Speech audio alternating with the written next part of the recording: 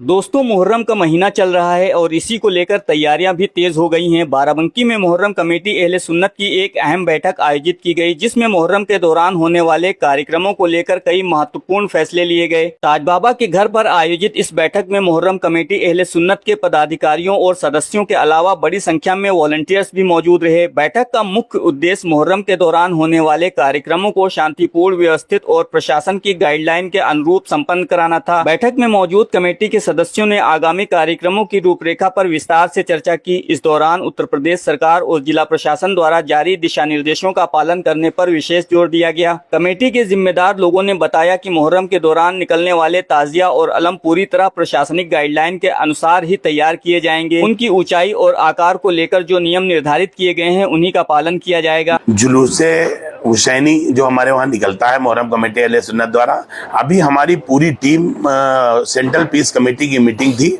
जिसमें हमारे इरफान भाई, अहमदुल्ला भाई, शुएब रहीम साहब, आसिफ भाई हमारे और बब्बू भाई और राइस अंसारी साहब, उसामा साहब, मुजीब साहब, सलमान सल्लू साहब और शुएब साहब, हारून भाई, तमाम लोग गए थे हम लोग। तो जो उत्तर प्रदेश सरकार की गाइडलाइन है उसी को हमको फॉलो कराना है और उसी की बहत जुलूस निकलना है। आज हमारे घर पे तमाम हजारों के मजमे के लोग आए थे। हमारी पूरी कमेटी ने जोर दिया जो उत्तर प्रदेश सरकार की गाइडलाइन है, माननीय मुख्यमंत्री के आदेश निर्देश, हमारे जिलाधिकारी महोदय, कप्तान साहब, सब। इस वजह से हमारा जो सबसे बड़ा जुलूस है यहाँ 7 मुहर्रम को दिन मंगल पड़ रहा, हमारे हिंदू भाई का बड़ा मंगल है। हमारे व्यापार मंडल द्वारा चारों व्यापार मंडल से बात करके हम अपने चौकी इंचार्ज साहब, कोतवाल साहब, सारे लोग एसपी सब लोग मिल के बढ़िया थी।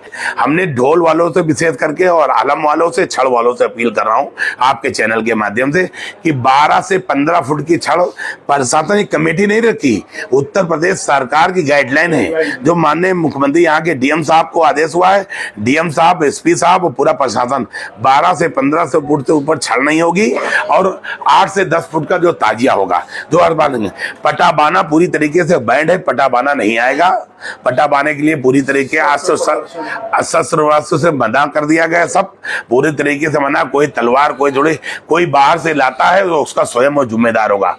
ये गमी का त्योहार है। मैं लोगों को मैसेज देना चाहता हूं आपके माध्यम से, आलिम दीन से मालूम कर ले, जो शरायत में हो जायज हो वो करें, इसके अलावा कोई नाजायज काम ना करें, बहुत संभल के रहें और नमाज रोजे के पाबंद बने। असल चीज नमाज है, नमाज पे विशेष ध्यान दें। आपके 9-10 को रोजा रखे, आप सबसे मुहर्रम कमेटी अपील करती है कि रोजा रखे, रोजा 9-10 रोजा कोई ना छोड़े और गरीबों की मदद करे। बैठक में ढोल और अन्य पारंपरिक कार्यक्रमों को लेकर भी चर्चा हुई। कमेटी ने स्पष्ट किया कि सभी लोग प्रशासन द्वारा तय किए गए नियमों का पालन करेंगे और किसी भी प्रकार की अव्यवस्था नहीं होने दी जाएगी। साथ ही वॉलंटियर्स को भी अलग अलग जिम्मेदारियां सौंपी गईं ताकि मुहर्रम के दौरान आने वाले जायरीन और स्थानीय लोगों को किसी प्रकार की परेशानी का सामना न करना पड़े। बैठक के दौरान आपसी भाईचारे, अमन और सौहार्द का भी संदेश दिया गया। कमेटी के सदस्यों ने लोगों से अपील की कि मुहर्रम के सभी कार्यक्रम शांति और अनुशासन के साथ संपन्न कराए जाएं। बैठक समाप्त होने के बाद माहौल और भी खुशनुमा हो गया जब सभी लोगों ने मिलकर मुहर्रम की मशहूर पारंपरिक डिश खिचड़े का लुत्फ उठाया। एक साथ बैठकर खिचड़ा खाने की ये परंपरा आपसी मोहब्बत और भाईचारे की खूबसूरत मिसाल मानी जाती है। कुल मिलाकर मुहर्रम को लेकर हुई इस अहम बैठक में ये संदेश दिया गया कि सभी कार्यक्रम प्रशासनिक गाइडलाइन के अनुसार शांति और सौहार्द के साथ आयोजित किए जाएंगे। अब लोगों की निगाहें मुहर्रम के उन कार्यक्रमों पर टिकी हैं जिनकी तैयारियां पूरे जोर शोर से शुरू हो चुकी हैं।